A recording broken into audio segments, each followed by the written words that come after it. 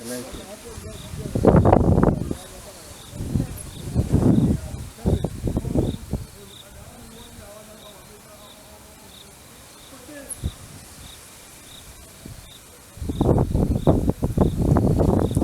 Yo, it's your boy Mabhie Goes live the whole time kanjalo bafethu, and namhlanje I have Durban's #1 poet kanjalo.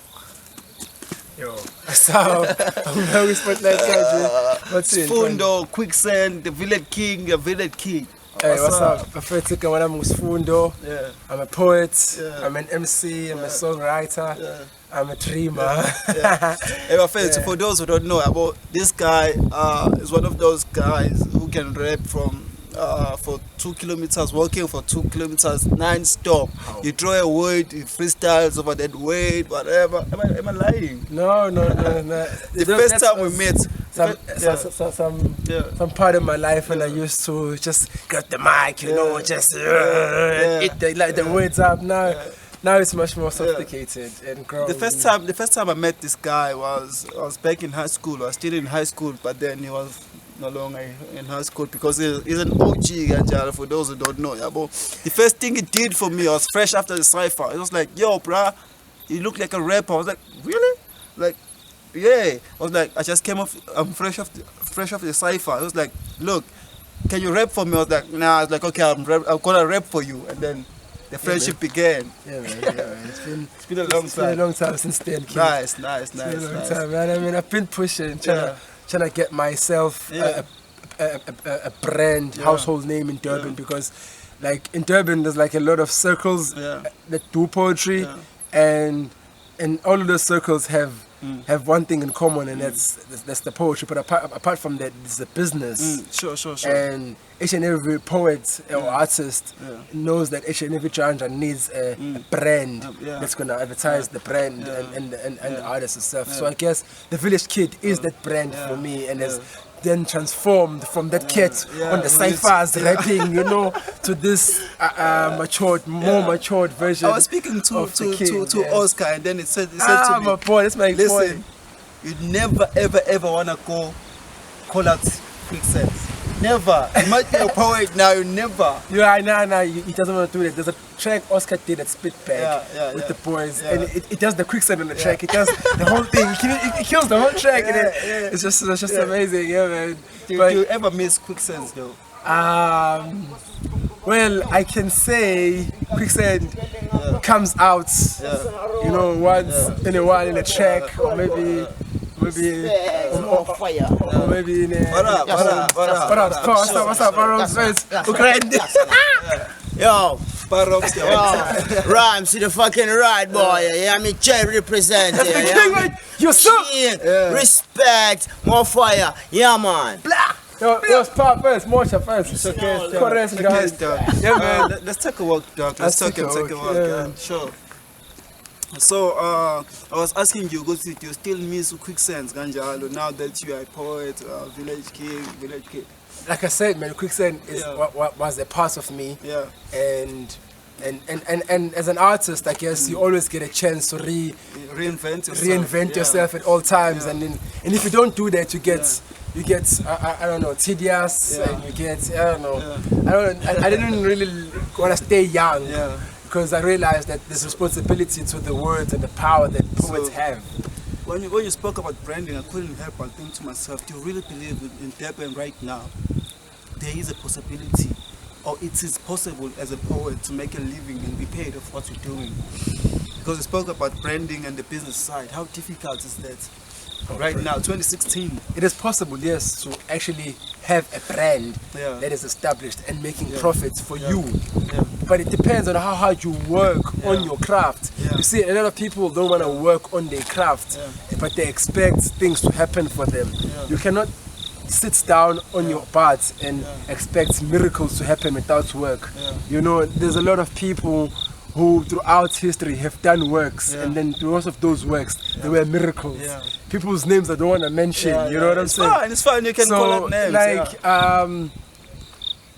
umsebenzi has to manifest itself. If you work hard at your craft, your craft will pay you. Like how in the universe, if you inflict so much energy upon a wall, the same wall will bounce back the same energy. If you put in 90% of your time onto your music, you would get 90% of its worth. I sense a lot of spirituality when you speak or explain the concepts of making money, or how the universe gives back the same energy that you actually manifest into it. So I'd like to know, Gudie, how does your spiritual understanding or consciousness actually influences your writing, if any? Spirituality has guided me. That's what I can say. It's guided my pen in my hand, not to slip. You know what I mean? So I guess because of the amount of knowledge surrounding me, and the knowledge I've been exposed to, you know, it's very hard to saturate my art. I find it very. It's like you're asking, let's say, a religious person not to read their religious books. If you're telling me not to add spirituality into what I do, because spirituality is what I do. I like how you once said, "When my pen clicks, my soul speaks." Yeah, man. Because the lights. I call the poem The Lights because, I mean, it was the first actual poem that the village kid ever wrote. You know, before that was such a quick sentence. Pick up the microphone and eat, you know, not to feast. You know what I'm saying? And then when the village kid came through, because you must understand the village kid it's not just a name for a poet or for a rap. It's everyone who's from the village and who's a kid and who has a dream. You know what I'm saying? So I think, I want to represent where I'm from. I think poetry and then hip hop push their confidence over to where you're from. You know, and this is from where I'm from, man. You know, and I rep this. So what inspires your writing mostly? What's the content that is rich in depth in terms of the music and knowledge, the songs that you do? Knowledge and information. I think hip hop needs information, and as long as rappers have the skill to write and poets have the skill to speak, they must spread out the information and not be selfish. How important is reading? Sorry to disturb you. A lot of rappers don't read, and this is a sad thing about our reality. The reason why the market is so saturated right now is because there's no intellect. There's no dialect. But at the end of the day, what are you saying, bruh? I'm saying that there needs to be a balance. You know, we need to strike a balance between making money and making music. And sustaining ourselves, being able to make the shows, being able to sell the CDs, being able to copyright your own music, all that must now belong to you. And this is the message we're sending out to upcoming. The money comes from the sales. Yes, we have to sell the music. Yes, because you mentioned shows, a lot of people can say, how important as an artist to have your own shows. To have your own show, it's very important for artists to have their own shows, both because business-wise and creatively. Creatively, it builds your confidence or destroys it. There's a trick to that. And for business, it can only grow you, and it can also destroy you. You need to be confident enough to do what you want to do. Because the beauty of it, for me, I think the beauty of it is, it's like when you write a poem, before everyone else hears what you just wrote, you hear it here. Before you even write it, you hear it here. It lives within you. Your art must make sense to you first. And when you perform it, there's a certain type of stage, a certain type of audience. That's your picture. A certain type of presentation. That's your picture when you create the music or the art form. Do you understand? And for us to go to different shows, those shows are other people's imaginations, visions. Those are not our visions. We're actually just fitting into their visions. Do you understand? So the beauty of making your show, you get the opportunity to create that stage. It's always think You know, about. like how comedy was in the city in 5, 8, 7 years ago, when you had comedians like Simpiwe Shembe who do their own shows, you know. And now Simpiwe Shembe is the name to be reckoned with, because at the time he did his own shows continuously, and he never gave up on building his brand. People hire Simpiwe Shembe now, you know what I'm saying?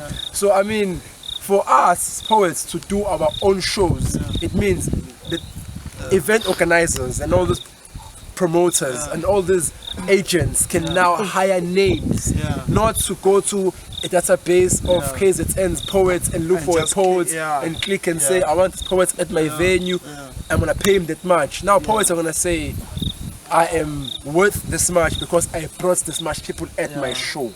You know what I'm saying? So that's why I think it's so important for us to actually do our own shows continuously. That's why I'm doing my own shows, because I When believe is your next show?